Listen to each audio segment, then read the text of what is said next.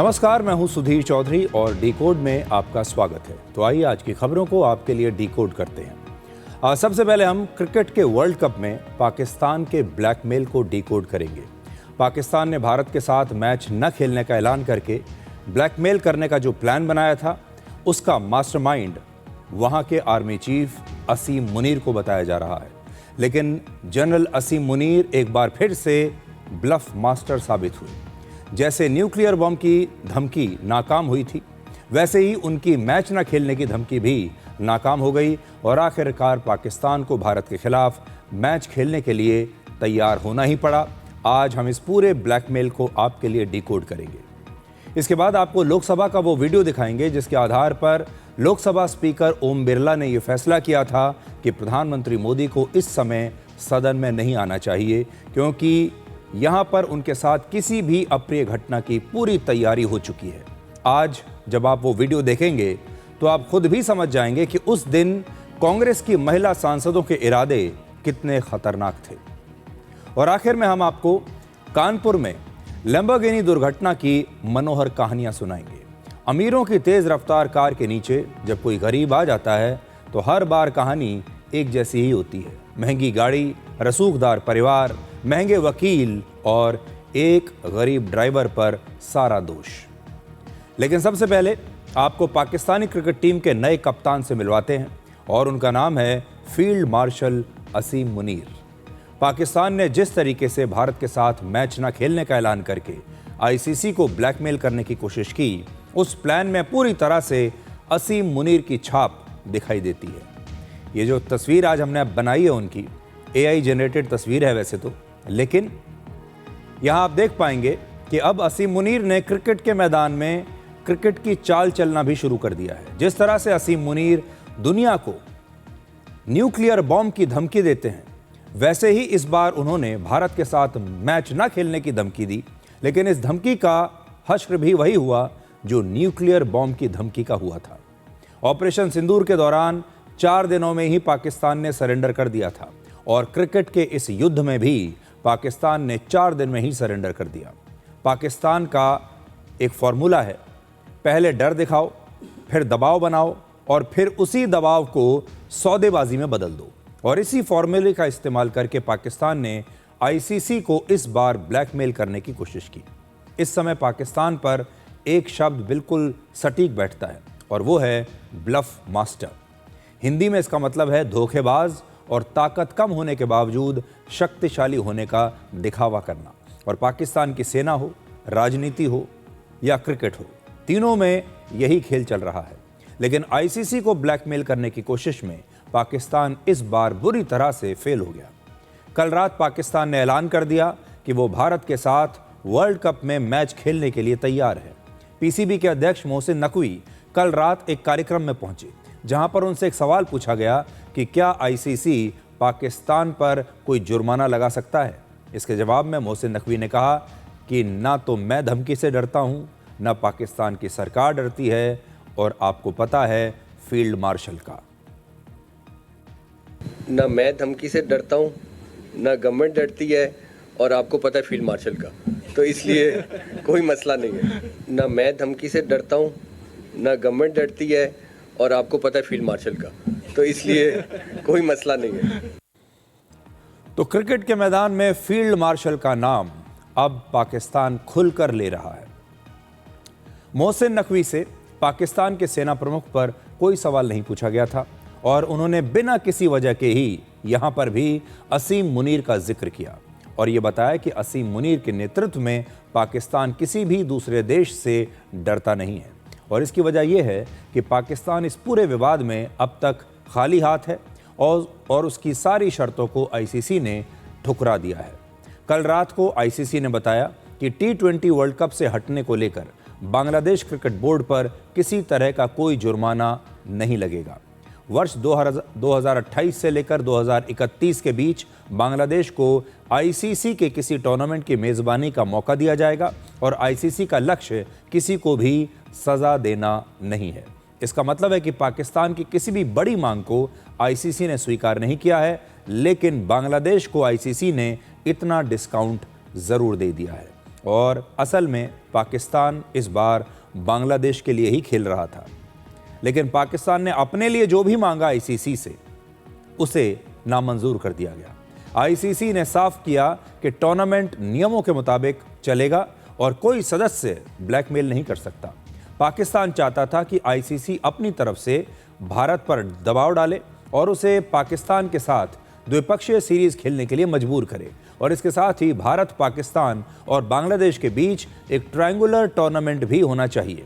यानी पाकिस्तान ने एक ब्लफ खेला, ब्लैकमेल करने की कोशिश की, लेकिन अंत में कुछ भी हासिल नहीं हो पाया।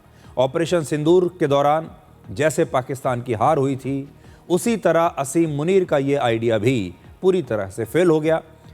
ऑपरेशन सिंदूर में भी पाकिस्तान को सरेंडर करना पड़ा था और यहाँ भी थोड़ी देर ब्लैकमेल तो करने की कोशिश की उन्होंने, लेकिन उसके बाद क्रिकेट के मैदान में भी पाकिस्तान को आखिरकार सरेंडर करना ही पड़ा। देखिए, मुझे पता था कि ये होना ही है और सिर्फ वो एक उन्होंने कोशिश की थी, प्रयास किया था कि किसी तरीके भारत के ऊपर प्रेशर डाला जाए, पर लेकिन वो सफल हुआ नहीं है और बहुत ज़्यादा उनका नुकसान हो रहा था क्रिकेट बोर्ड का अगर वो ये मैच नहीं खेलते। और कहीं ना कहीं उनको ये भी बात समझ में आनी चाहिए कि ये भारत का डिसीजन नहीं था, ये डिसीजन आईसीसी का था। जो बांग्लादेश यहाँ पे नहीं खेलना चाहती, वो उनका एक बांग्लादेश का डिसीजन है। बट जब आईसीसी से वोटिंग कराई गई कि ये इनको होना चाहिए, नहीं होना चाहिए, वहाँ 14-2 से वो हारे हैं और वहाँ पाकिस्तान ने उनका समर्थन जरूर किया, लेकिन बाद में ये रियलाइज़ किया कि ये समर्थन में कुछ खास रखा नहीं है, नुकसान नहीं है, इसलिए वो यू टर्न लिया गया है। इस समय पाकिस्तान अपने आप को बांग्लादेश के रक्षक के तौर पर पेश कर रहा है, या आप ये भी कह सकते हैं कि कम से कम इस वर्ल्ड कप में पाकिस्तान और बांग्लादेश की टीम मिलकर खेल रही हैं और ये पाकिस्तान का मिशन ईस्ट पाकिस्तान है। वर्ष 1971 से पहले बांग्लादेश पाकिस्तान का ही एक हिस्सा हुआ करता था और तब उसका नाम था ईस्ट पाकिस्तान, और ये पाकिस्तान का अब तक का सबसे बड़ा जख्म है जब भारत ने पाकिस्तान के 2 टुकड़े कर दिए और एक नए राष्ट्र को जन्म दिया जिसका नाम है बांग्लादेश। पाकिस्तान उसे भूला नहीं है और आज भी पाकिस्तान हर कीमत पर बांग्लादेश को अपने साथ वापस चाहता है। और एक बार फिर से पाकिस्तान और बांग्लादेश मिलकर, आप ये समझ लीजिए कि कूटनीति के इस युद्ध में एक टीम के तौर पर खेल रहे हैं। इसलिए आज बांग्लादेश क्रिकेट बोर्ड ने भी इस मामले में मदद करने के लिए पाकिस्तान क्रिकेट बोर्ड का धन्यवाद दिया है। असल में पाकिस्तान का ये जो बहिष्कार था, ये कोई सैद्धांतिक लड़ाई नहीं थी, ये सब कुछ बस घरेलू राजनीति के लिए किया गया था। लेकिन जब पाकिस्तान को लगा कि उसे नुकसान हो जाएगा तो उसने यू टर्न ले लिया।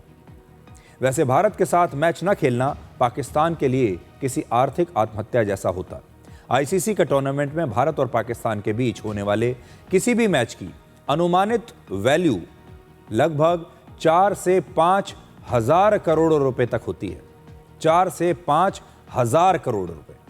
और इसी मैच में सिर्फ 10 सेकंड के विज्ञापन की कीमत लगभग 40 लाख रुपए तक होती है। आईसीसी हर साल पाकिस्तान के साथ लगभग 310 करोड़ रुपए का रेवेन्यू शेयर करता है, यानी 310 करोड़ रुपए पाकिस्तान को मिलते हैं आईसीसी से। और भारत के साथ मैच खेलने से इनकार करने पर आईसीसी इस पैसे को तब रोक भी सकता था। वैसे भी भारत और पाकिस्तान का जो मैच होता है उसे पूरी दुनिया देखती है। कहा जाता है कि सबसे ज़्यादा व्यूअरशिप भारत पाकिस्तान के मैच को मिलती है और उसमें नतीजा सब जानते हैं कि पाकिस्तान की हार ही होती है। इसलिए इस मैच में भी हारने के लिए कम से कम आपको एक टीम तो चाहिए, और पाकिस्तान अगर हट जाए तो वो टीम ख़त्म हो जाती है। तो इस पूरे मैच में पाकिस्तान एक प्रॉप की तरह है। हमें एक टीम चाहिए जिसकी अच्छे से पिटाई भारत की टीम करे, और वो टीम पाकिस्तान की जब होती है तो दर्शकों को और भी ज़्यादा मज़ा आता है। इसलिए इस मैच में पाकिस्तान की टीम का जो रोल है वो भी पहले से तय होता है। अब आपको बताएंगे कि आईसीसी किस देश के साथ कितना पैसा शेयर करता है। ये देखिए, पूरी दुनिया में आईसीसी के 12 फुल टाइम मेंबर्स हैं और 96 एसोसिएट मेंबर्स हैं, यानी कुल मिलाकर 108 देश आईसीसी के मेंबर्स हैं जहां पर क्रिकेट खेली जाती है। फुल मेंबर्स वो देश होते हैं जो टेस्ट क्रिकेट खेल सकते हैं और इन्हें ज़्यादा पैसा मिलता है, जबकि एसोसिएट मेंबर्स जो हैं ये देश क्रिकेट नहीं खेल सकते, टेस्ट क्रिकेट नहीं खेल सकते और इन्हें कम रेवेन्यू मिलता है। तो एक बड़ा भेद ये है कि कौन से देश ऐसे हैं जो टेस्ट क्रिकेट खेल सकते हैं और कौन से नहीं खेल सकते। इस साल आईसीसी के 5,400 करोड़ रुपए के रेवेन्यू का लगभग 88.8% फुल मेंबर्स को मिलेगा, जो 12 हैं, और एसोसिएट मेंबर्स को 11.2% मिलेगा। यानी 96 टीमों को मिलाकर भी उतना पैसा नहीं मिलेगा जितना ये 12 देशों की बड़ी टीम ले जाएंगी।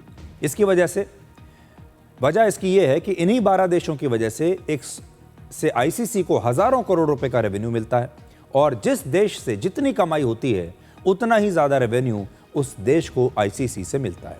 आईसीसी की सालाना कमाई में भारत को अकेले ही करीब 38.5% यानी 2,079 करोड़ रुपए मिलते हैं, और भारत इसमें पहले स्थान पर है क्योंकि भारत ही पूरी दुनिया में क्रिकेट का सबसे बड़ा बाजार है, जबकि भारत अकेले ही आईसीसी के कुल रेवेन्यू का 80% जनरेट करता है।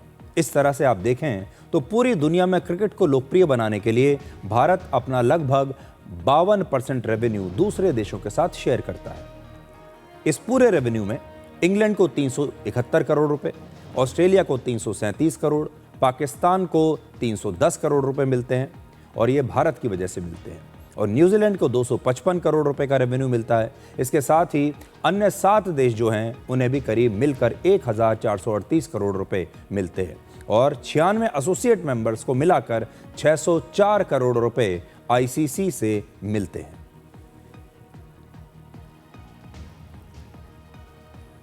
अब आपको अपने देश में वापस लाते हैं और हमारे देश की जो सबसे बड़ी खबर है वो आपको बताते हैं। 4 फरवरी को लोकसभा में प्रधानमंत्री मोदी पर हमले की प्लानिंग का एक नया वीडियो आया है, और इस वीडियो को खुद संसदीय कार्य मंत्री किरण रिजिजू ने शेयर किया है। और हमने आपको पहले भी बताया था कि लोकसभा में प्रधानमंत्री मोदी के साथ कांग्रेस की कुछ महिला सांसदों ने किसी अप्रिय घटना की पूरी तैयारी की थी, जिसकी वजह से प्रधानमंत्री मोदी लोकसभा में नहीं आए और राष्ट्रपति के अभिभाषण पर अपना जवाब भी उन्होंने नहीं दिया था। आज वो पूरा वीडियो हम आपको दिखा रहे हैं, और इसे देखकर आप खुद भी समझ जाएंगे कि उस दिन कांग्रेस की महिला सांसदों के इरादे कितने खतरनाक थे। आप भी देखिए।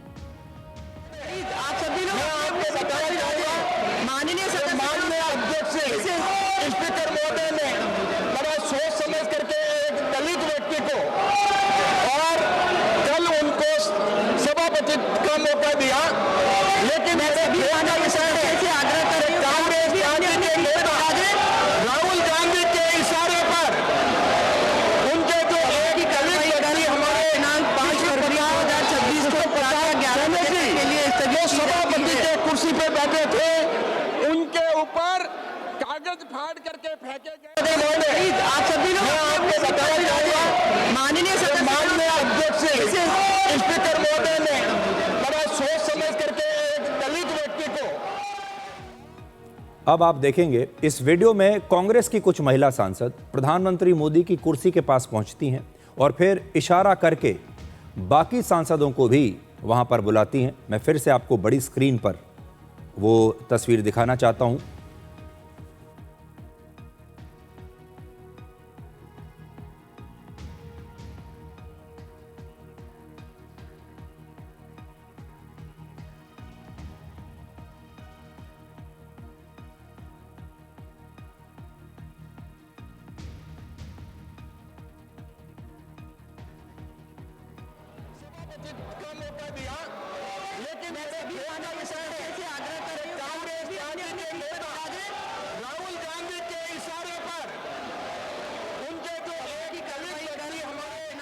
और धीरे धीरे कांग्रेस की यह महिला सांसद प्रधानमंत्री मोदी की जो सीट है उसके आसपास जमा हो जाती हैं और उस रास्ते को पूरी तरह से वो ब्लॉक कर देती है। इनके हाथों में एक बैनर भी है, और तब मोदी सरकार के कई मंत्री वहां पर खड़े हो गए। उन्होंने कांग्रेस की महिला सांसदों से वहां से हटने की अपील की, हाथ जोड़कर वो अपील करते रहे, लेकिन ये महिला सांसद यहां से जाने की बजाय प्रधानमंत्री की कुर्सी के रास्ते में एक घेरा बनाकर खड़ी हो गई। ठीक उसी समय प्रधानमंत्री मोदी वहां पर पहुंचने वाले थे और राष्ट्रपति के अभिभाषण पर उनके जवाब की पूरी तैयारी हो चुकी थी। आप इन तस्वीरों को जब देखेंगे तो कल्पना कीजिए अगर प्रधानमंत्री मोदी इस तरह के हालात में अगर लोकसभा में आ जाते तो उस दिन कुछ भी हो सकता था। अगर कांग्रेस की महिला सांसद प्रधानमंत्री मोदी के साथ कोई भी अमर्यादित बर्ताव कर देती तो उन्हें फिर कैसा रोका जाता, कैसे रोकते उनको। और उस समय लाइव टेलीकास्ट चल रहा था, पूरी दुनिया देखती कि भारत के लोकतंत्र में हो क्या रहा है। लोकसभा और राज्यसभा के पक्ष और विपक्ष की जगह तय होती है बैठने की लोकसभा में, और नियमों के मुताबिक विपक्ष के सांसदों को सत्ता पक्ष की तरफ आने की इजाजत नहीं होती। लेकिन कांग्रेस की इन महिला सांसदों ने सदन के सभी नियमों का उल्लंघन किया और वो प्रधानमंत्री की कुर्सी के पास पहुंच गईं और फिर उन्होंने प्रधानमंत्री की जो सीट है उसे चारों तरफ से घेर लिया। ऐसा बताया जा रहा है कि इसके लिए जानबूझकर कांग्रेस की सिर्फ महिला सांसदों को ही चुना गया था, जिससे कोई उन्हें रोक ना पाए। लोकसभा स्पीकर ओम बिरला ने भी कहा था कि उनके पास इस बात की पुख्ता जानकारी है कि कांग्रेस की महिला सांसद प्रधानमंत्री मोदी के साथ कुछ भी अप्रत्याशित व्यवहार कर सकती हैं, और इसीलिए उन्होंने प्रधानमंत्री मोदी से लोकसभा में नहीं आने की अपील की थी, और इसीलिए प्रधानमंत्री मोदी आए भी नहीं। आज किरण रिजिजू ने कहा कि उस दिन कांग्रेस की महिला सांसदों के बर्ताव को देखकर बीजेपी की महिला सांसद भी बड़ी नाराज थीं और इसका जवाब देना चाहती थीं, लेकिन पार्टी ने उन्हें रोक दिया। कांग्रेस के जो महिला सांसदों ने इस तक ट्रेजरी बेंच में आकर के, जहां हम लोग बैठते हैं, प्रधानमंत्री का सीट को भी पार करके यहां दूसरे रो तक चले गए। तो बीजेपी के जो महिला एमपीज थे वो बहुत गुस्से में आगे आ रहे थे, सबका अपने अपने जगह में मना कर दिया। हम लोगों ने सारा महिला सांसदों को कहा कि ये कांग्रेस का बिहेवियर ठीक नहीं है, मगर हम लोग संयम से काम करना चाहिए, फिजिकल नहीं करना है। ये संसद के गरिमा के हिसाब से ठीक नहीं रहेगा और फिजिकल नहीं होना है। हम लोग तो संसदीय परंपरा को बहुत मानते हैं और हम लोग सोचते हैं कि सदन अच्छी तरह से चलना चाहिए। कांग्रेस को सदन का जो नियम नीति, संसद का गरिमा से कोई लेना देना नहीं है।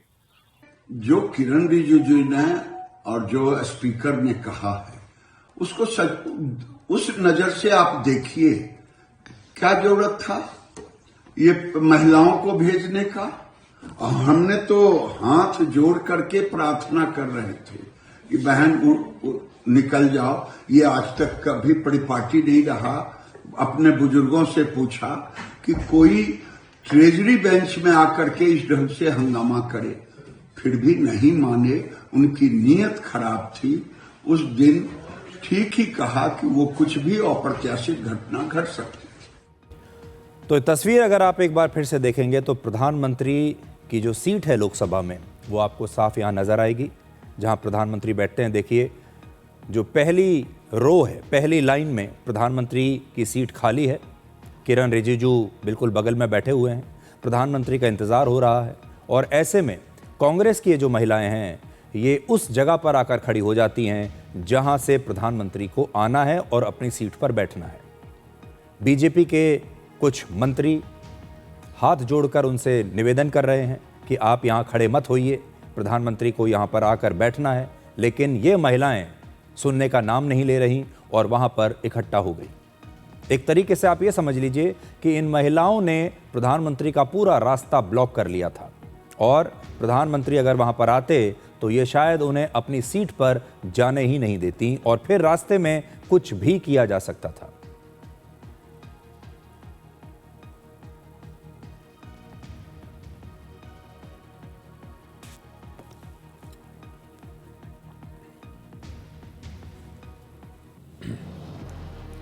चार फरवरी की इन तस्वीरों को देखकर आप अंदाजा लगा सकते हैं कि उस दिन लोकसभा में कुछ भी हो सकता था, और अगर इस माहौल में प्रधानमंत्री सदन में आ जाते तो लोकतांत्रिक परंपराओं को नुकसान पहुंचाने वाली कोई भी अप्रिय घटना हो सकती थी, कुछ भी हो सकता था। और अगर कांग्रेस की महिला सांसदों के सामने बीजेपी की कुछ महिला सांसद भी उस दिन आ जाती तो यहां हंगामा और बढ़ जाता और ये विवाद आपसी झगड़े और टकराव में बदल सकता था।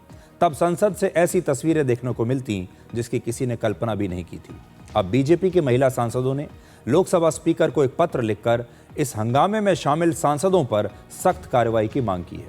आपको याद होगा, पिछले हफ्ते संसद में अमर्यादित व्यवहार के बाद 8 सांसदों को पूरे सत्र के लिए निलंबित कर दिया गया था, और प्रधानमंत्री पर हमले की साजिश का यह मामला बहुत गंभीर है। इसलिए इस पर ज्यादा गंभीरता से कार्रवाई हो और ये सुनिश्चित किया जाए कि आगे कभी संसद में ऐसा ना हो, ये तो होना ही चाहिए। आज विपक्ष ने लोकसभा स्पीकर ओम बिरला के खिलाफ एक अविश्वास प्रस्ताव का नोटिस लोकसभा महासचिव को सौंपा है। इसमें ओम बिरला पर पक्षपातपूर्ण तरीके से सदन को संचालित करने, कांग्रेस के सदस्यों पर झूठे इल्जाम लगाने और अपने पद का दुरुपयोग करने के आरोप लगाए गए हैं। इस नोटिस पर कांग्रेस, समाजवादी पार्टी, लेफ्ट और राष्ट्रीय जनता दल के 118 सांसदों के हस्ताक्षर हैं, लेकिन ममता बनर्जी की पार्टी टीएमसी इसमें शामिल नहीं है। हैरान करने वाली बात यह भी है कि इस नोटिस पर राहुल गांधी के हस्ताक्षर नहीं है, लेकिन प्रियंका गांधी वाड्रा ने इस पर अपने दस्तखत किए हैं।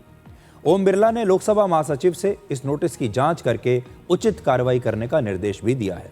लोकसभा में परंपरा रही है कि जब स्पीकर के खिलाफ प्रस्ताव पर सदन में चर्चा हो रही हो तो स्पीकर सदन में अपने आसन पर नहीं बैठते, लेकिन लोकसभा स्पीकर ओम बिरला ने खुद ही निर्णय लिया कि जब तक इस नोटिस पर फैसला नहीं हो जाता तब तक वो लोकसभा में नहीं आएंगे। पिछले कुछ समय से संसद में एक और मामले की बड़ी चर्चा हो रही है और वो है पूर्व आर्मी चीफ की एक किताब। दिल्ली पुलिस ने पूर्व army chief general Manoj Mukund Naravane की unpublished book 4 stars of destiny के लीक होने के मामले में एक एफआईआर दर्ज करके जांच शुरू कर दी है। पुलिस का कहना है कि इस किताब को प्रकाशित करने की मंजूरी अभी तक रक्षा मंत्रालय से नहीं मिली थी। एफआईआर दर्ज होने के बाद पेंगुइन रैंडम हाउस इंडिया ने, जो कि इस किताब की पब्लिशर कंपनी है, ये लिखा है कि यह किताब अभी तक प्रिंट या डिजिटल रूप में प्रकाशित नहीं हुई है। पेंगुइन ने आगे लिखा कि इस किताब को प्रकाशित करने के सभी अधिकार उसके पास हैं और ऐसे में अगर अवैध तरीके से इस किताब को सर्कुलेट किया जाता है तो ये कॉपीराइट के नियमों का उल्लंघन होगा और जो ऐसा करेगा उसके खिलाफ कानूनी कार्रवाई की जाएगी। आज पूर्व आर्मी चीफ नरवणे ने पेंगुइन के इसी सोशल मीडिया पोस्ट को रीपोस्ट करके लिखा कि this is the status of the book, यानी ये किताब की वर्तमान स्थिति है। पूर्व आर्मी चीफ जनरल नरवणे के इस पोस्ट से यह साबित हो जाता है कि यह किताब अब तक प्रकाशित नहीं हुई है। लेकिन आज का सबसे बड़ा सवाल यह है कि जब यह किताब प्रकाशित नहीं हुई तो राहुल गांधी को पूर्व सेना अध्यक्ष जनरल नरवणे की ये अप्रकाशित पुस्तक की कॉपी कैसे मिली और कहां से मिली? क्या इस किताब को पब्लिश करने वाली company penguin random house India ने बिना रक्षा मंत्रालय के अप्रूवल के ही इस किताब को छपवा कर रख लिया था? आमतौर पर सेना का कोई बड़ा अधिकारी अपने रिटायरमेंट के बाद जब कोई किताब लिखता है तो इस किताब में सेना के ऑपरेशनल डिटेल्स जो हैं नहीं होते और लिखने भी नहीं चाहिए, या सेना अध्यक्ष के प्रधानमंत्री या रक्षा मंत्री से जो बातचीत का अगर हवाला देता है तो वो भी नहीं देना चाहिए। लेकिन आज बड़ी बात यह है कि अगर कोई आर्मी चीफ एक किताब लिखे और उसके अंदर वो भारतीय सेना के ऑपरेशन डिटेल्स का हवाला दे, प्रधानमंत्री से उसकी क्या बातचीत हो रही है, रक्षा मंत्री से क्या बातचीत हो रही है, अगर ऐसी सारी डिटेल्स वो दे रहा है तो ऐसे मामलों में रक्षा मंत्रालय का अप्रूवल लेना होता है और इसीलिए इस किताब की अब तक भारत के रक्षा मंत्रालय ने इसको अप्रूवल नहीं दिया है। इस किताब को वर्ष 2023 में रिलीज होना था क्योंकि दिसंबर 2023 में जनरल नरवणे ने खुद ही सोशल मीडिया पर पोस्ट करके लोगों से कहा था कि वो इस किताब को प्री ऑर्डर कर सकते हैं। ये उनका पुराना पोस्ट है। अब ये समझिए कि ऐसी किताबों पर हमारे देश में कानून क्या कहता है। कानून ये कहता है कि सेना में कार्यरत रहने तक कोई भी सेना का बड़ा अधिकारी केंद्र सरकार से अप्रूवल लिए बिना ऐसी किताब नहीं लिख सकता जिसके अंदर ऑपरेशनल डिटेल्स हों। लेकिन रिटायर होने के बाद उन पर यह कानून लागू नहीं होता और इसे कहते हैं आर्मी एक्ट 1950 या फिर आर्मी रूल्स 1954। ये कानून सर्विंग ऑफिसर्स पर ही लागू होता है और अगर एक बार वो रिटायर हो गए तो इस कानून से वो आज़ाद हो जाते हैं। लेकिन रिटायर होने के बाद भी सेना के तमाम बड़े बड़े अधिकारी, उन पर द ऑफिशियल सीक्रेट्स एक्ट 1923 हमेशा के लिए लागू रहता है। इसके तहत अगर कोई भी सेना का बड़ा अधिकारी सेना के किसी भी ऑपरेशन से संबंधित कोई क्लासिफाइड इंफॉर्मेशन किसी किताब में या कहीं भी शेयर करता है जिससे राष्ट्र की सुरक्षा खतरे में पड़ सकती है या दूसरे देशों के साथ हमारे संबंध खराब हो सकते हैं तो वो इस कानून के दायरे में आएगा। ये एक क्रिमिनल ऑफेंस है, मतलब ऐसा अपराध जिस पर सरकार आपके खिलाफ मुकदमा चला सकती है, सजा भी दे सकती है। सिविल सर्विसेज में काम करने वाले जो रिटायर्ड अधिकारी हैं उन पर भी इस प्रकार के नियम लागू होते हैं।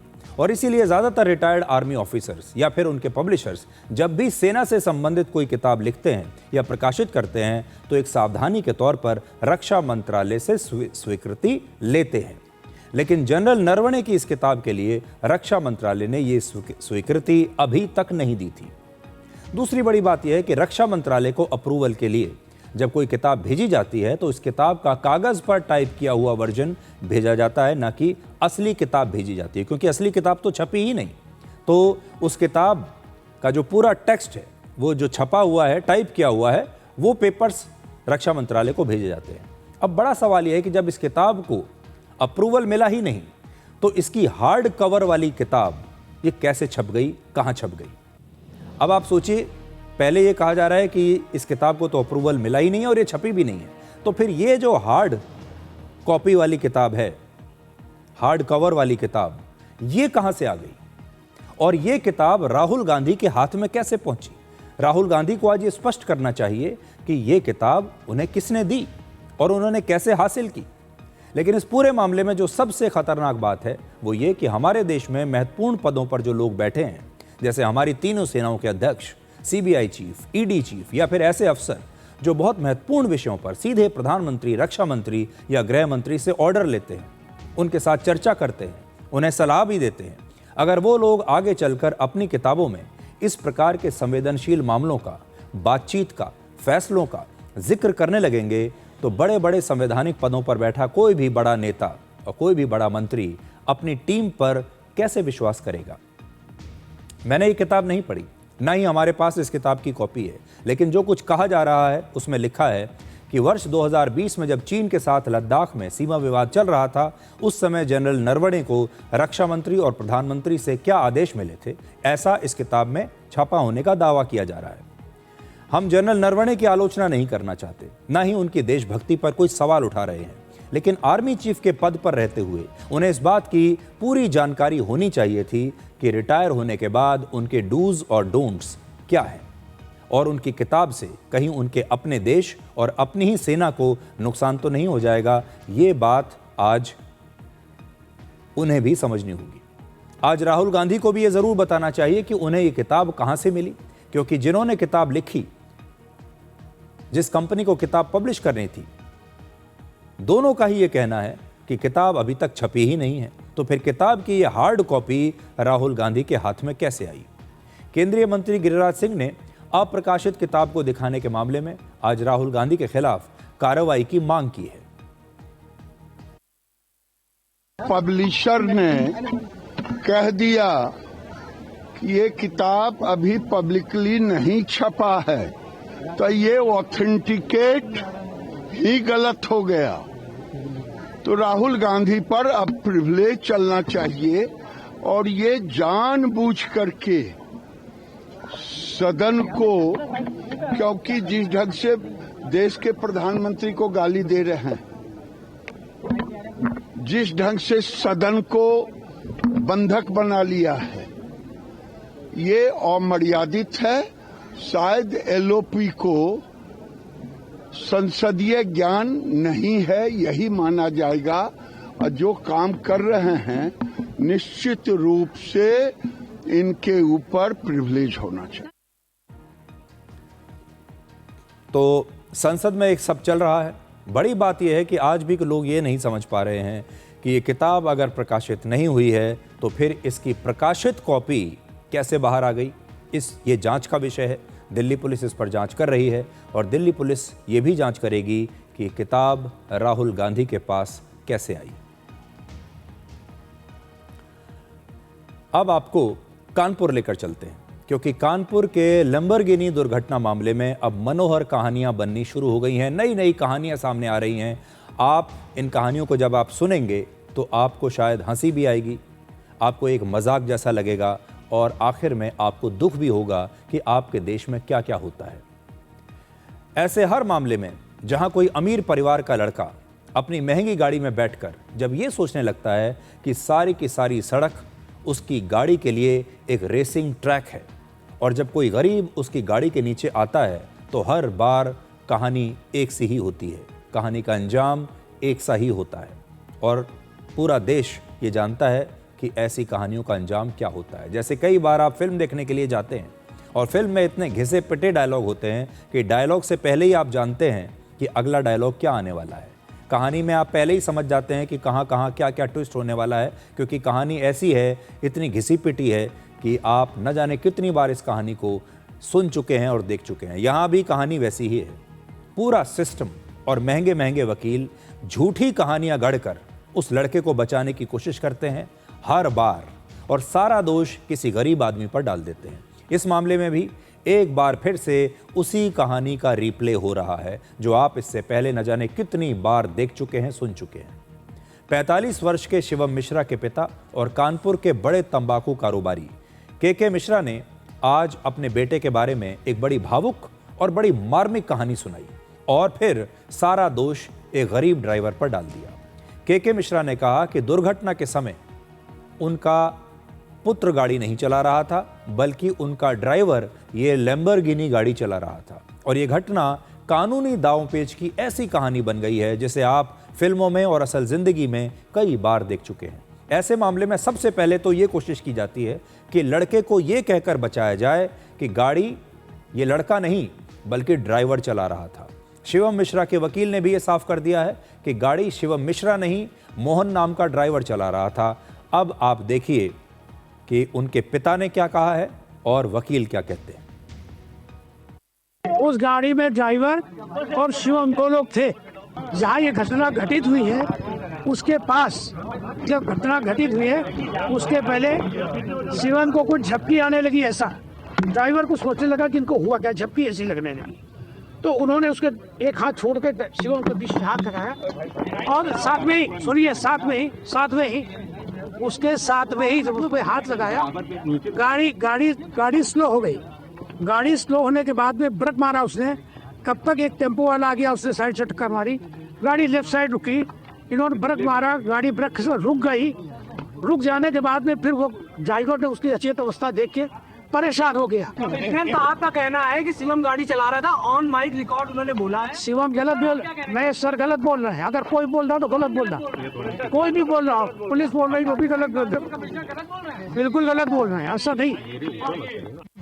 उस गाड़ी को जो ड्राइवर चला रहे थे मोहन जी, उन्होंने कल कोर्ट में एप्लीकेशन दी थी कि हम कोर्ट में सरेंडर करना चाहते हैं। कोर्ट ने आज की डेट फिक्स की थी आख्या मंगाने के लिए थाने से। आज आख्या आई नहीं है, कल की डेट फिर फिक्स हो गई है उसमें।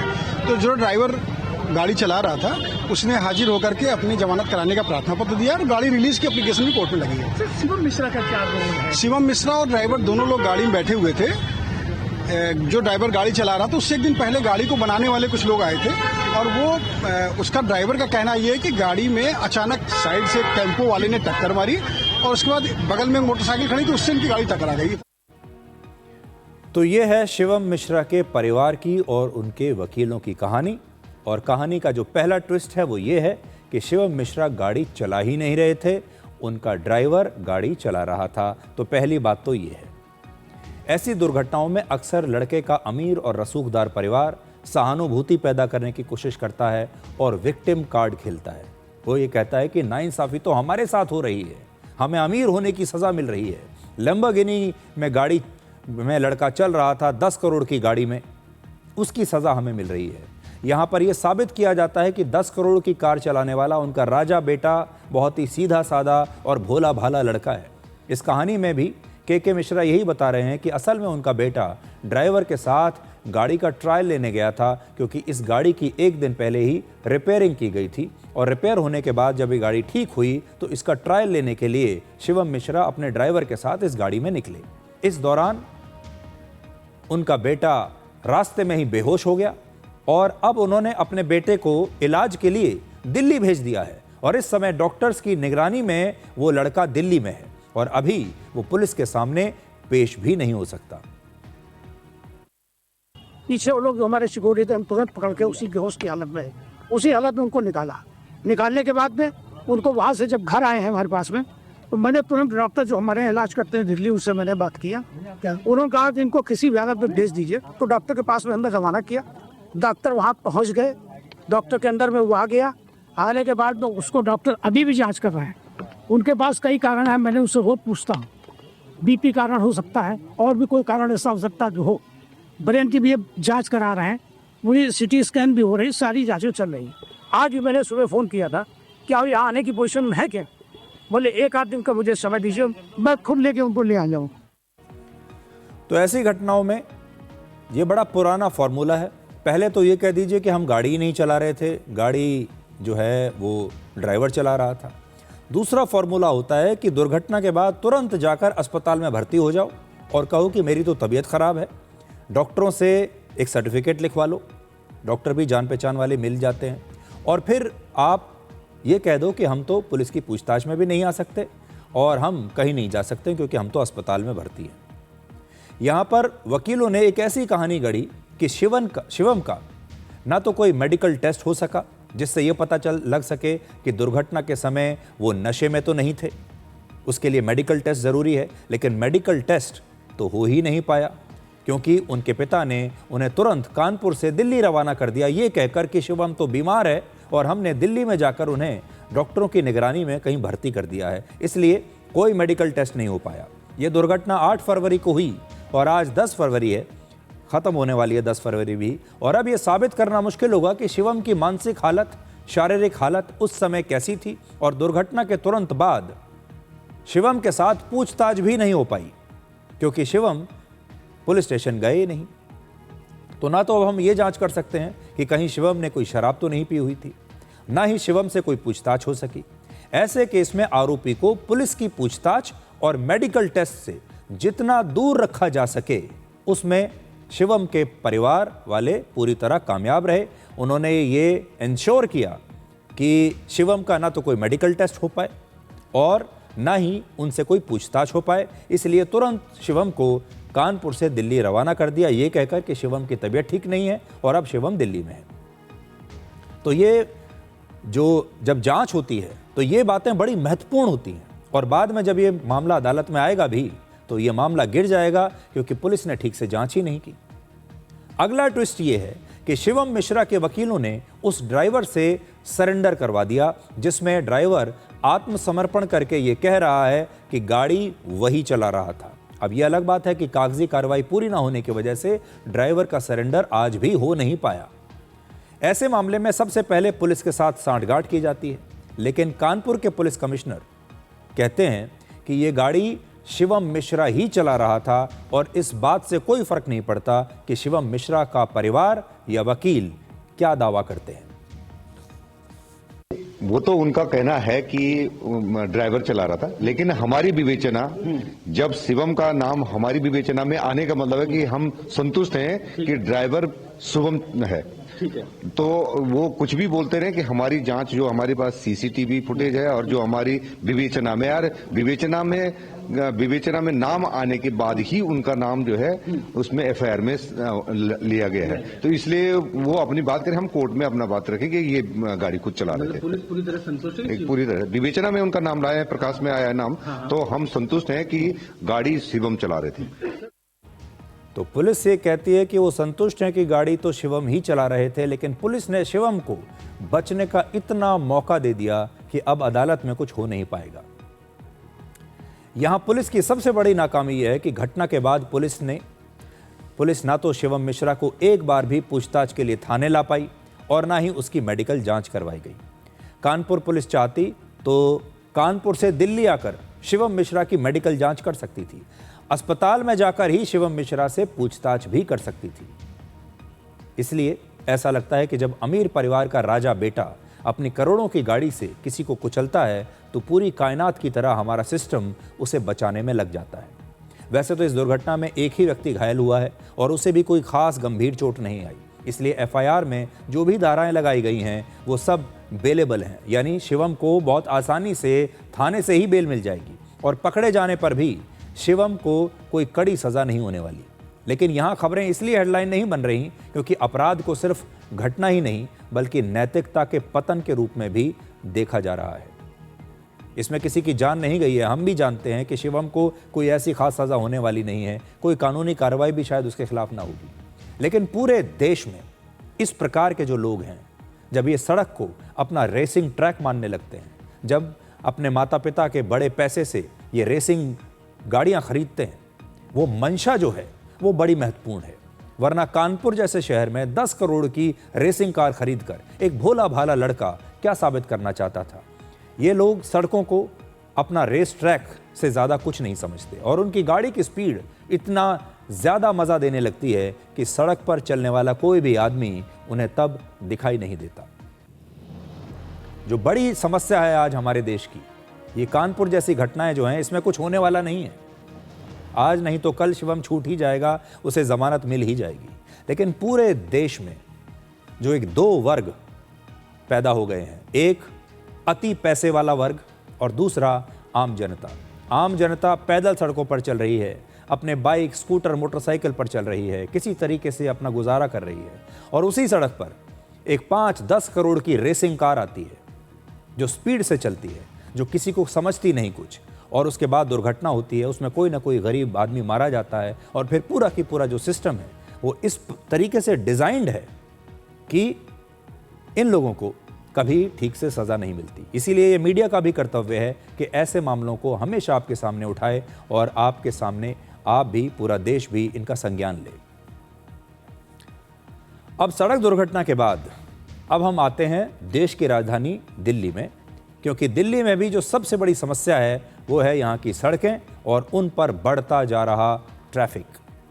अब इस समस्या से राहत दिलाने के लिए कॉन्फेडरेशन ऑफ इंडियन इंडस्ट्री यानी CII ने दिल्ली, हरियाणा और उत्तर प्रदेश में एक एयर टैक्सी कॉरिडोर बनाने का प्रस्ताव रखा है। यानी अब टैक्सी सिर्फ सड़कों पर नहीं चलेगी बल्कि हवा में भी उड़ेगी। अभी फिलहाल कार से अगर आप सेंट्रल दिल्ली से गुरुग्राम जाएं तो आपको कम से कम 1 से 1.5 घंटा लगेगा। 23 किलोमीटर की इस दूरी को पूरा करने में कई बार तो 2 घंटे से भी ज़्यादा समय लग जाता है। वहीं पर ये एयर टैक्सी से अगर आप जाएंगे तो ये दूरी 12 मिनट से भी कम समय में पूरी हो जाएगी। इसी तरह अगर किसी को दिल्ली के कनॉट प्लेस से नोएडा इंटरनेशनल एयरपोर्ट जाना हो तो गाड़ी से अगर आप जाएंगे तो पहुंचने में 2 से 3 घंटे का समय लगेगा, जबकि एयर टैक्सी से आप 18 से 20 मिनट में पहुंच जाएंगे। CII ने जो प्रस्ताव रखा है उसमें एयर टैक्सी का ये कॉरिडोर 3 राज्यों से गुजरेगा। ये एयर रूट हरियाणा के गुरुग्राम के DLF फेज 3 से शुरू होगा और गुरुग्राम के ही साइबर हब, दिल्ली के अंतर्राष्ट्रीय एयरपोर्ट और कनॉट प्लेस और फिर उत्तर प्रदेश के नोएडा सेक्टर 18 से होते हुए नोएडा इंटरनेशनल एयरपोर्ट तक जाएगा। ये इसका एक रूट बनाकर रखा है। इस पूरे कॉरिडोर की लंबाई लगभग 65 से 75 किलोमीटर के बीच है, जिसे 30 मिनट से भी कम समय में आप एयर टैक्सी से तय कर सकते हैं। अब ये जो एयर टैक्सी में आप छोटा सा हेलीकॉप्टर जैसी जो चीज़ देख रहे हैं, ये एक छोटा और बेहद हल्का इलेक्ट्रिक विमान है जो वर्टिकल टेक ऑफ और लैंडिंग कर सकता है। यानी ये सीधे ऊपर उड़ता है और सीधे नीचे उतर जाता है। इसे रनवे की आवश्यकता नहीं है। ये हेलीकॉप्टर की तरह उड़ान भर सकता है, लेकिन हेलीकॉप्टर की तुलना में इसमें बेहद कम शोर होता है और ये हल्का भी है। एयर टैक्सी बैटरी की मदद से चलती है और उसे चार्ज किया जा सकता है। जैसे आप किसी भी इलेक्ट्रिक व्हीकल को चार्ज करते हैं, वैसी ही बैटरी इसमें भी है। इससे ना तो धुआं निकलता है और ना ही प्रदूषण फैलता है। एयर टैक्सी में सामान्य तौर पर 2 से 6 यात्री एक साथ बैठ सकते हैं और दुनिया के कई देशों में बिना पायलट के एयर टैक्सी का परीक्षण भी इस समय चल रहा है। दिल्ली में एयर टैक्सी को शुरू करने के लिए शहर के अलग अलग हिस्सों में विशेष लैंडिंग और टेक ऑफ पॉइंट्स बनाने होंगे और इन्हें वर्टीपोर्ट कहते हैं। ये वर्टीपोर्ट एक तरह से एयरपोर्ट या हेलीपैड की तरह होते हैं, जहां एयर टैक्सी उतरेगी और यहीं से उड़ान भरेगी। और ये वर्टीपोर्ट ज़मीन पर बनाने की बजाय बड़ी बड़ी बिल्डिंग्स की छतों पर बनाए जा सकते हैं। इसके लिए बड़े बड़े अस्पताल, commercial complex, residential towers, hotels, shopping malls, उनकी छतों का इस्तेमाल किया जा सकता है। और ये टेक्नोलॉजी खास तौर पर बड़े और घनी आबादी वाले शहरों के लिए बनाई गई है। इसका फ़ायदा यह है कि इसके लिए ज़मीन अलग से ना तो खरीदनी पड़ेगी ना डेवलप करनी पड़ेगी और इस प्रोजेक्ट को बहुत कम पैसे में शुरू किया जा सकता है। अब आपको इसका किराया बताते हैं। एक अनुमान के मुताबिक, ये शुरुआती अनुमान है, दिल्ली से गुरुग्राम के बीच जो किराया होगा वो 2000 से 3000 रुपये के आसपास हो सकता है। एक एयर टैक्सी की कीमत 30 करोड़ रुपए से 40 करोड़ रुपए होती है अगर ये इसकी खरीद की बात हम कर रहे हैं। लेकिन जैसे जैसे टेक्नोलॉजी सस्ती होगी, इसका इस्तेमाल बढ़ेगा, तो भविष्य में इसका किराया सस्ता भी हो सकता है। जिस तरह किसी ज़माने में हवाई जहाज़ से सफ़र करना सिर्फ अमीरों तक सीमित था, लेकिन आज आम लोग भी हवाई जहाज में सफर करते हैं। वैसे ही आने वाले समय में एयर टैक्सी भी आम लोगों की जिंदगी का हिस्सा बन सकती है।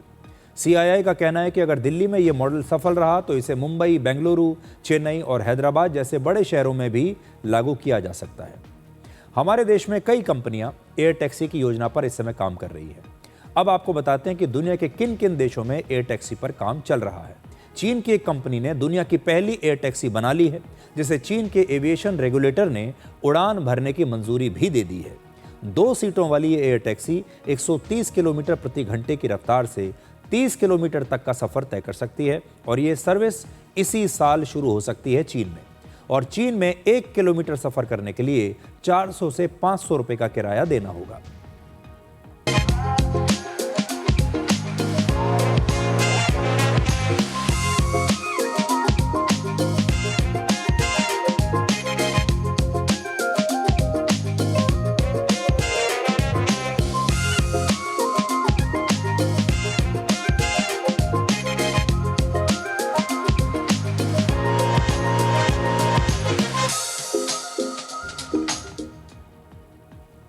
पिछले साल दुबई में भी एयर टैक्सी का एक सफल परीक्षण किया गया था और अब वहां पर एयर टैक्सी के लिए इंफ्रास्ट्रक्चर तैयार किया जा रहा है। दुबई में भी इसी साल एयर टैक्सी की शुरुआत हो सकती है और एयर टैक्सी का विचार बड़ा आकर्षक है, लेकिन इसे लागू करना उतना आसान नहीं होगा जितना आपको इस वीडियो में दिखाई दे रहा है। दिल्ली जैसे बड़े और संवेदनशील शहर में इसे शुरू करने के लिए कई गंभीर चुनौतियां होंगी। सबसे बड़ी चुनौती है सुरक्षा। दिल्ली में प्रधानमंत्री, राष्ट्रपति, संसद भवन, विदेशी दूतावास और आसपास सैन्य ठिकाने हैं, जहां हवाई क्षेत्र पर कई बार बड़े प्रतिबंध होते हैं। एयर टैक्सी को इन नियमों का पालन करना होगा और संवेदनशील क्षेत्रों से दूरी भी बनाकर रखनी होगी। दिल्ली में तो आज कई जगह ऐसी भी हैं जहां पर आप ड्रोन भी नहीं उड़ा सकते। तो जब ड्रोन नहीं उड़ा सकते तो एयर टैक्सी कैसे उड़ाएंगे? भारत में नागरिक उड्डयन के जो नियम हैं वो बड़े सख्त हैं।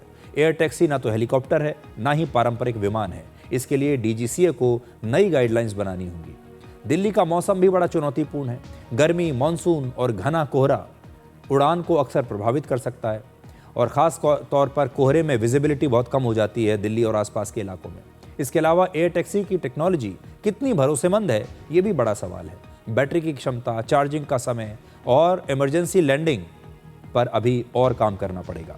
शुरुआत में एयर टैक्सी का उपयोग हम मेडिकल इमरजेंसी के मामलों में कर सकते हैं, ऑर्गन ट्रांसप्लांट्स के मामलों में, या फिर जो बहुत महत्वपूर्ण कॉरपोरेट मीटिंग्स होती हैं, इनमें अभी शुरुआत में इनका इस्तेमाल हो सकता है और बाद में सफल होने पर इसे आम जनता के लिए भी शुरू किया जा सकता है। लेकिन जो रेगुलेशन है, यानी अक्सर आपने हमारे देश में हवाई जहाज़ों को भी देखा होगा, जो एविएशन सेक्टर में भी कई बार हम सुरक्षा के साथ बहुत कॉम्प्रोमाइज़ कर लेते हैं, नियमों को ठीक से लागू नहीं करते। लेकिन जब ये छोटी छोटी टैक्सियाँ हवा में उड़ने लगेंगी तो कहीं वैसा ही तो नहीं हो जाएगा जैसे जब ये टैक्सियाँ सड़कों पर घूमती हैं, तब भी बहुत सारे कानूनों को तोड़ दिया जाता है। अगर ये हो गया तो फिर ये बहुत खतरनाक होगी।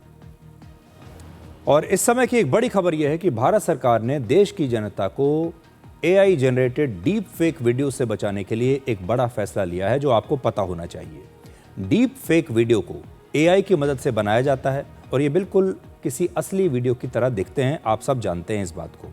भारत सरकार ने अब इंफॉर्मेशन टेक्नोलॉजी एक्ट 2021 में एक बदलाव किया है और नए नियम अगले हफ्ते 20 फरवरी से लागू हो जाएंगे। नए नियम डीप फेक तस्वीरों, डीप फेक वीडियोस और ऑडियो के खिलाफ एक तरीके से डिजिटल स्ट्राइक है। सरकार ने कई बड़े बदलाव किए हैं। पहला, AI से बना कंटेंट अब डिक्लेयर करना जरूरी होगा। किसी भी सोशल मीडिया प्लेटफॉर्म पर अगर कोई फोटो, वीडियो या ऑडियो AI के जरिए बनाया गया है तो उस पर यह साफ लिखना होगा कि ये AI से बनाया गया है। ये नियम है। अब कोई भी ऐसे नहीं कह सकता कि किसी का भी AI जनरेटेड वीडियो बना दिया या कोई कंटेंट बना दिया और वो डाल दिया। उसमें बताना होगा कि ये AI वीडियो है। दूसरा, गलत AI कंटेंट को सिर्फ 3 घंटे के अंदर हटाना पड़ेगा और अगर सोशल मीडिया पर कोई झूठा या भ्रामक AI वीडियो या फोटो शेयर किया गया है तो शिकायत मिलने या वेरिफिकेशन टूल से पता चलने के अंदर के 3 घंटे के अंदर सोशल मीडिया प्लेटफॉर्म्स को ऐसे वीडियो या कंटेंट को हटाना पड़ेगा। पहले ये जो समय सीमा थी ये 36 घंटे थी, लेकिन 36 घंटे में आप जानते हैं कि अगर 36 घंटे कोई ऐसा कंटेंट सोशल मीडिया पर रहे तो वायरल हो जाता है और उसके बाद उसे रोकना मुश्किल हो जाता है। इसलिए अब उस समय अवधि को 36 घंटे से घटाकर 3 घंटे कर दिया गया है। अब हर सोशल मीडिया प्लेटफॉर्म को एक वेरिफिकेशन टूल लगाना होगा। इस खास टूल से ये पता चलेगा कि कौन सा वीडियो या ऑडियो या कंटेंट फर्जी है और कौन सा ओरिजिनल है। तीसरा, बच्चों और उनकी प्राइवेट फोटो और वीडियोस पर ज़्यादा सख्ती की गई है। बच्चों से जुड़ा हुआ कोई भी गलत कंटेंट, बिना अनुमति के बनाई गई तस्वीरें या वीडियो या फिर हिंसा दिखाने वाले एआई कंटेंट को तुरंत हटाना पड़ेगा। चौथा, अगर सोशल मीडिया कंपनियां इन नियमों का पालन नहीं करेंगी तो उन पर सख्त कानूनी कार्रवाई होगी। पांचवा, सिंपल एडिटिंग पर रोक नहीं होगी। वीडियो या तस्वीर का रंग बदलने के लिए, वीडियो को मामूली एडिट करने के लिए, अनुवाद करने के लिए या उसे और थोड़ा और आकर्षक बनाने के लिए, थोड़ा कलर करेक्शन करने के लिए छोटे छोटे अगर उसमें बदलाव किए जाते हैं या छोटे छोटे एडिट किए जाते हैं, कभी किसी ने कुछ फिल्टर लगा लिया और कोई चीज़ कर ली, तब इसे गलत नहीं माना जाएगा जब तक उससे लोगों को धोखा ना दिया जाए। नए नियमों में इस बात का भी इंतजाम किया गया है कि कोई डिजिटल कंटेंट किस एआई टूल से बना है उसे भी ट्रैक किया जा सके, जिससे एआई कंपनियों की भी जवाबदेही तय होगी। अगर कोई यूजर किसी मामले में सोशल मीडिया कंपनी को शिकायत करता है तो 2 घंटे में उस पर ध्यान देना होगा और 7 दिन में उसका समाधान भी करना होगा। सरकार ने सोशल मीडिया और डिजिटल प्लेटफॉर्म्स को कहा है कि वो हर 3 महीने में यूजर्स को नियम और नए कानूनों के बारे में जानकारी दें। हमारे देश में पूरी दुनिया में सबसे सस्ता मोबाइल डेटा है और इस समय करीब 49 करोड़ सोशल मीडिया यूजर्स हमारे देश में हैं। आज चुनावों में लोगों को प्रभावित करने के लिए, समाज में माहौल बिगाड़ने के लिए, लोगों को ब्लैकमेल करने के लिए, लोगों को बदनाम करने के लिए एआई की मदद से न जाने कितने डीप फेक वीडियोस बन रहे हैं। ऐसे में यह नया कानून देश के करोड़ों लोगों को बचाने के लिए एक डिजिटल चक्रव्यूह की तरह काम करेगा। आप सबसे मैं यही कहना चाहूँगा कि जो नए कानून आए हैं इन्हें ठीक से पढ़िए, इनके बारे में पूरी जानकारी रखिए और ये सारे कानून आपको डिजिटल मीडिया से बचाने के लिए बनाए गए हैं, इसलिए आपको इनकी जानकारी होनी चाहिए। तो आज के लिए डिकोड में इतना ही। अब आपसे हमारी अगली मुलाकात होगी कल रात 9 बजे। तब तक आप खुश रहिए, सुरक्षित रहिए, स्वस्थ रहिए और ज़िंदगी में इतना खुश रहिए कि दुनिया परेशान हो जाए और पूछे कि आखिर इसे किस बात की खुशी है। नमस्कार।